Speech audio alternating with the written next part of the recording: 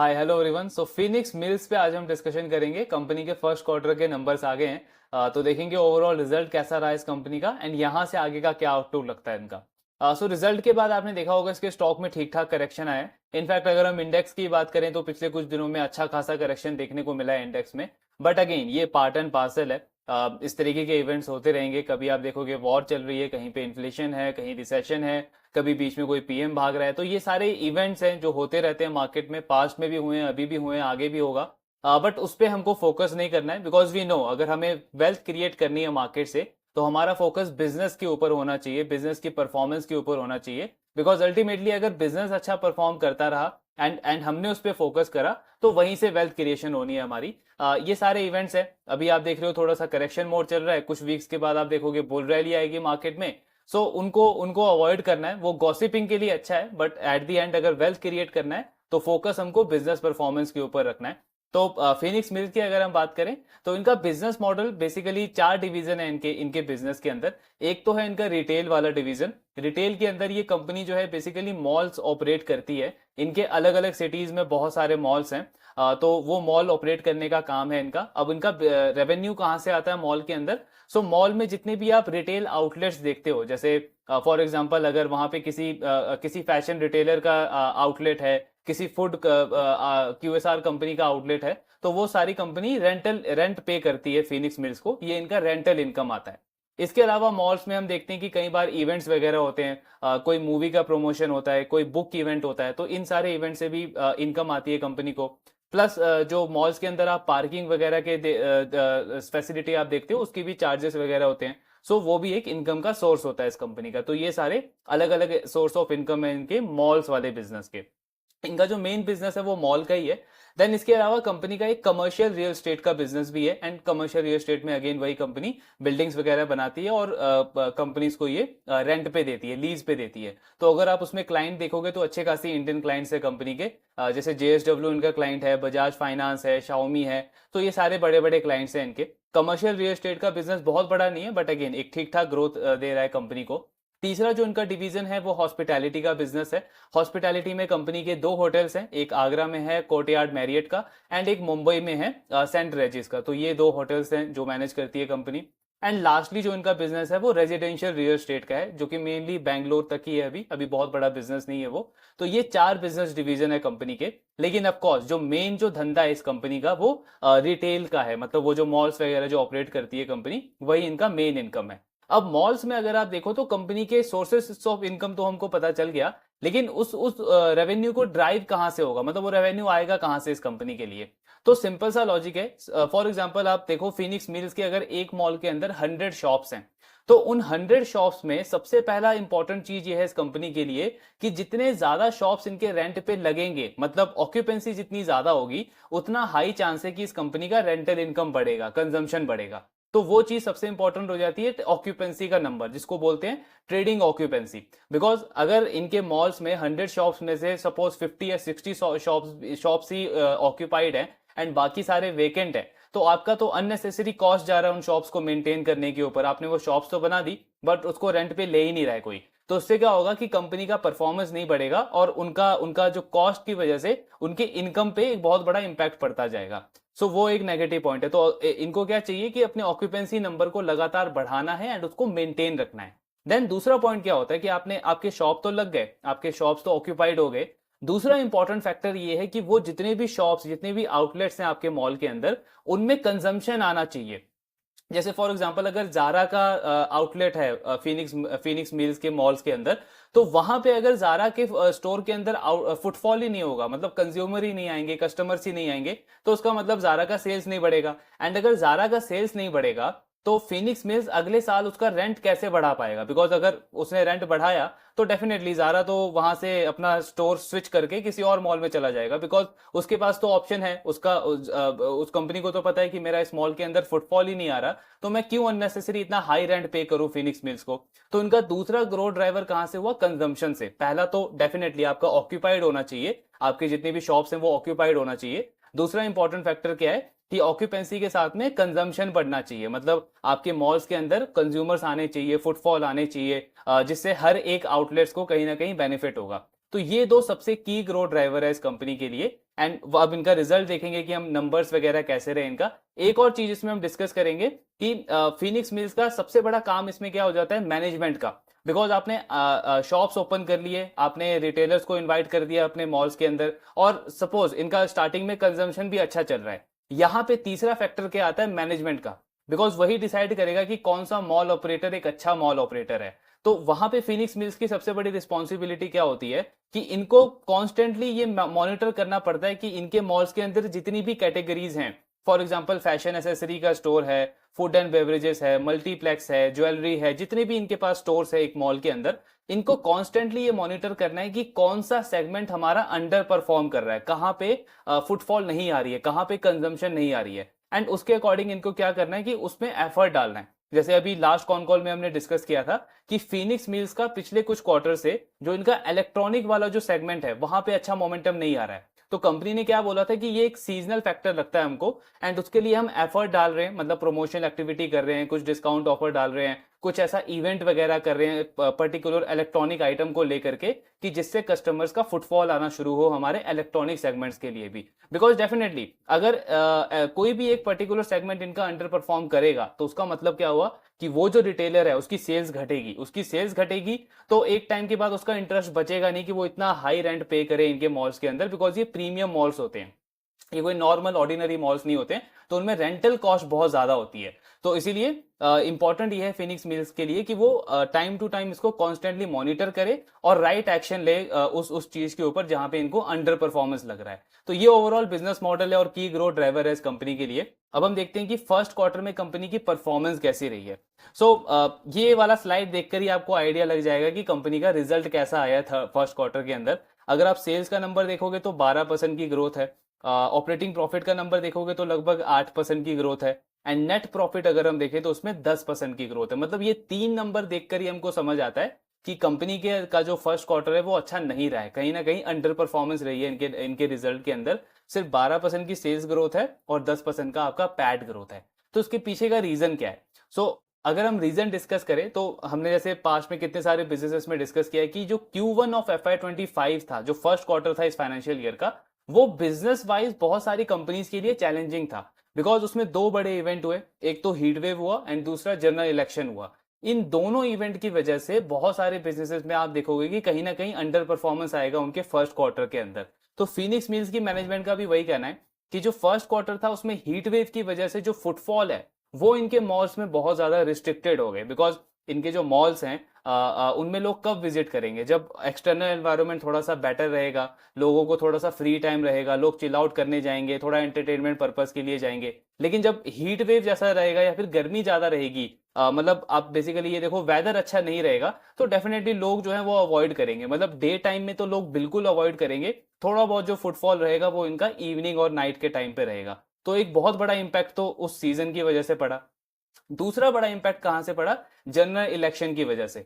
तो इलेक्शन की वजह से मैनेजमेंट का कहना है कि हमारे जितने भी मॉल्स हैं, जितनी भी सिटीज में, पुणे में, लखनऊ में, अहमदाबाद में, इंदौर में, मुंबई में, बैंगलोर में, जितनी भी सिटीज में हमारे मॉल्स हैं, वो सारे मॉल्स कहीं ना कहीं 4 से 7 दिन तक बंद रहे हमारे मॉल्स। उस दिन जिस जिस दिन पे वहां पे वोटिंग था, मतलब जिस दिन पर्टिकुलर डे वोटिंग का डे था, उस दिन हमें मॉल्स को बंद करना पड़ा। बिकॉज रेगुलेटरी अथॉरिटी की वजह से ये जो भी ऑर्डर था उसको फॉलो करना पड़ा कंपनी को। तो आपके मॉल्स भी बंद रहे, प्लस दूसरी तरफ से आपके जो कंज्यूमर्स हैं, जो कस्टमर्स हैं, उनका फुटफॉल वैसे ही कम रहा। तीसरा फैक्टर क्या रहा कि कंपनी मैनेजमेंट का कहना है कि जो बेवरेजेस वगैरह या अल्कोहल वगैरह हम कहीं कहीं मॉल्स में सर्व करते हैं उसको भी बंद कर दिया था गवर्नमेंट ने इलेक्शन के टाइम पे। तो वो भी एक तीसरा बड़ा फैक्टर रहा। तो इन तीन बड़े रीजंस की वजह से कंपनी का आप ये नंबर देख रहे हो थर्ड क्वार्टर के फर्स्ट क्वार्टर के अंदर कि इनका ग्रोथ का नंबर बहुत ज्यादा म्यूटेड रहा, और उसके साथ में ऑपरेटिंग प्रॉफिट और नेट प्रॉफिट के नंबर्स में भी थोड़ा सा वीकनेस हमको देखने को मिला है। अब पॉइंट ये आता है कि क्या ये बहुत बड़ा प्रॉब्लम है? तो उसके लिए मैनेजमेंट ने बोला है कि नहीं, बड़ा प्रॉब्लम नहीं है, बिकॉज ये सीजनल है। एंड हमको भी समझ आता है कि फर्स्ट क्वार्टर था ही इस तरीके का जिसमें आप ऐसी रिटेल कंपनीज में ज्यादातर देखोगे कि कहीं ना कहीं उनको ये चैलेंज फेस करना पड़ेगा अपने बिजनेस मोमेंटम के साथ में। देन अगर हम इनका ये कंजम्पशन और रेंटल इनकम जो अभी हमने डिस्कस किया कि दो बड़े ग्रोथ ड्राइवर है इस कंपनी के लिए, पहला क्या होगा? कंजम्पशन, एंड उसके साथ में रेंटल इनकम। रेंटल इनकम अगर आप कहीं ना कहीं देखो तो कंजम्पशन से रिलेटेड है, बिकॉज अगर इनके मॉल में कंजम्पशन नहीं आएगा तो एक टाइम के बाद जो रिटेलर्स हैं इनके मॉल के अंदर वो छोड़ के चले जाएंगे इनके मॉल को, बिकॉज उनका खुद का ही बिजनेस नहीं बढ़ रहा है। अब अगर आप कंजम्पशन का नंबर देखोगे तो 25% से ग्रो हुआ है इस कंपनी का, और रेंटल इनकम 31% से ग्रो हुआ है इस कंपनी का। तो इसको देख करके सेल्स का नंबर जो है वो कहीं ना कहीं मैच नहीं करता है। बट वो आपको ये चीज देखनी है, लाइक टू लाइक बेसिस का ग्रोथ देखना है। Because like to like basis पे ग्रोथ ग्रोथ पे हमको क्या पता चलेगा कि कंपनी का लास्ट ईयर जितने भी मॉल इनके ऑपरेशनल थे उनसे कितना ग्रोथ आया। ये जो 25% का आप ग्रोथ देख रहे हो कंजम्पशन में, ये ओवरऑल ग्रोथ है। ओवरऑल का मतलब कंपनी ने पिछले एक साल में जितने नए मॉल्स भी ओपन किए हैं उनका भी ग्रोथ इसमें इंक्लूडेड है। तो लाइक टू लाइक बेसिस में आपको ये पता चलेगा कि लास्ट ईयर कंपनी के जितने भी मॉल्स थे उन मॉल्स पे कितनी ग्रोथ आई है। तो उन मॉल्स में कंजम्पशन का ग्रोथ अगर आप देखोगे तो सिर्फ 7% की रही है, और रेंटल इनकम का अगर आप ग्रोथ देखोगे तो सिर्फ 8% की रही है। अब 7% की कंजम्पशन ग्रोथ अगेन हमको शो कर रहा है कि फर्स्ट क्वार्टर इस कंपनी के लिए चैलेंजिंग रहा था, इसीलिए कंजम्पशन की ग्रोथ काफी स्लो रही है, लो सिंगल डिजिट के बीच में रही है इनकी।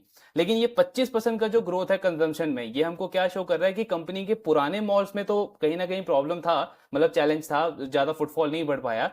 लेकिन पिछले एक साल में कंपनी ने जितने भी नए मॉल्स ओपन किए हैं उनमें फुटफॉल काफी अच्छा है, बिकॉज ये 25% का ग्रोथ का नंबर वहीं से मेजरली आया है। तो पिछले एक साल में कंपनी ने बेसिकली पुणे में, बैंगलोर में, एक और दो तीन सिटीज के अंदर अपने मॉल्स ओपन किए हैं, और उनमें ट्रेडिंग ऑक्यूपेंसी का नंबर लगातार बढ़ रहा है। जैसे आई थिंक इन्होंने एक स्लाइड भी शेयर किया अपना, ये अगर आप देखोगे इनका पुणे का मॉल है। तो पुणे का मॉल कंपनी ने लास्ट ईयर सितंबर में ओपन किया था, मतलब अभी एक साल भी नहीं हुए, सिर्फ 9 मंथ्स हुए हैं इस मॉल को।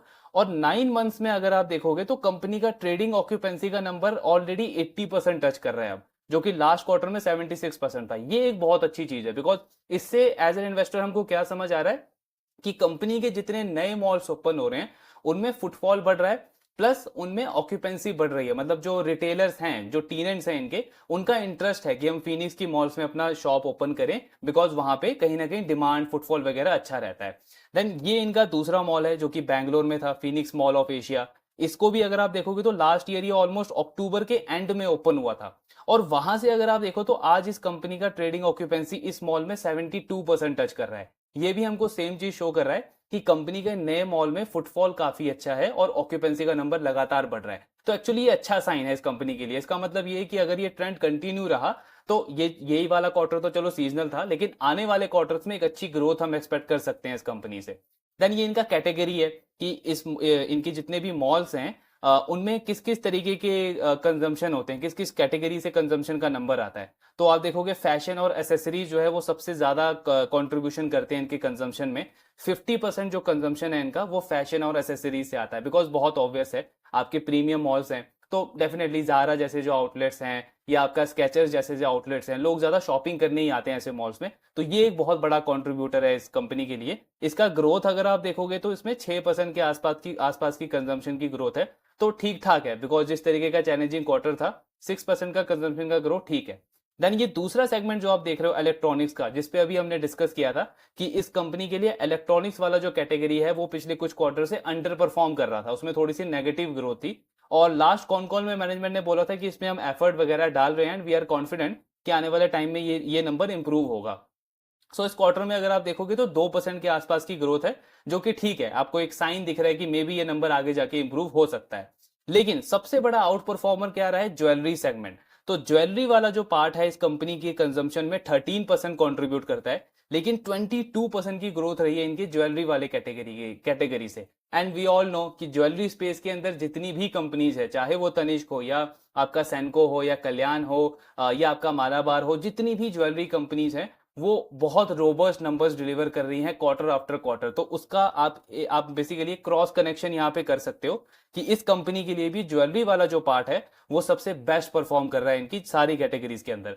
सेकंड बेस्ट परफॉर्मर कौन सा है, आपका हाइपर मार्केट वाला कैटेगरी, ग्रोसरी वाला कैटेगरी, जिसमें 19% की ग्रोथ रही है। लेकिन सबसे बड़ा अंडर परफॉर्मर कौन सा है, ये मल्टीप्लेक्स वाला बिजनेस। इसमें अगर आप देखोगे तो 6% का डी ग्रोथ हुआ है कंजम्पशन के अंदर। ये क्यों हुआ है, बिकॉज अगर आप थोड़ा सा मूवीज वगैरह ट्रैक करते हो तो फर्स्ट क्वार्टर के अंदर कोई भी ऐसी बहुत बड़ी मूवी नहीं आई है जिसकी वजह से फुटफॉल बड़ा हो। अब मूवीज जो है वो एक बहुत बड़ा पार्ट होती है मॉल ऑपरेटर की इनकम के लिए, बिकॉज मूवी से आपका सिर्फ मल्टीप्लेक्स का बिजनेस नहीं चलता है, मूवी से आपका फूड एंड बेवरेजेस का बिजनेस भी चलता है। एंड बहुत ज्यादा हाई चांस है कि जब कंज्यूमर आपके आपके मॉल के अंदर मूवीज वगैरह देखने आ रहे हैं तो वो कुछ ना कुछ शॉपिंग करेंगे, चाहे वो फुटवेयर की शॉपिंग करे, चाहे वो फैशन एसेसरी की शॉपिंग करे या ज्वेलरी की शॉपिंग करे, एंड उसके साथ में फूड बेवरेजेस का कंजम्पशन भी आपका बढ़ेगा, प्लस आपका पार्किंग का चार्जेस भी बढ़ जाएगा। तो एक चीज जो है वो आपको बहुत सारे क्रॉस सेलिंग की अपॉर्चुनिटी देती है। लेकिन क्योंकि फर्स्ट क्वार्टर अगर आप मूवीज वगैरह देखो तो बहुत बहुत म्यूटेड रहा, कोई भी ऐसी बड़ी मूवी नहीं आई, जिसकी वजह से 6% का डी ग्रोथ हुआ इसके कंजम्पशन के अंदर। लेकिन आने वाले क्वार्टर्स में काफी अच्छी पाइपलाइन है नए नए मूवीज की, बड़ी बड़ी मूवीज की। सो एक्सपेक्टेड है कि इनका ये वाला सेगमेंट अच्छा कर सकते हैं आने वाले क्वार्टर में। तो ये इनका रिटेल का बिजनेस था। देन अगर आप इनका ओवरऑल ट्रेडिंग ऑक्यूपेंसी देखोगे, मतलब अभी तक इनके जितने भी मॉल्स हैं उसमें अगर हम ट्रेडिंग ऑक्यूपेंसी का नंबर देखें तो वो 90% टच कर रहा है, जो कि लास्ट क्वार्टर में 88% था। अगेन ये भी एक बहुत अच्छा साइन है।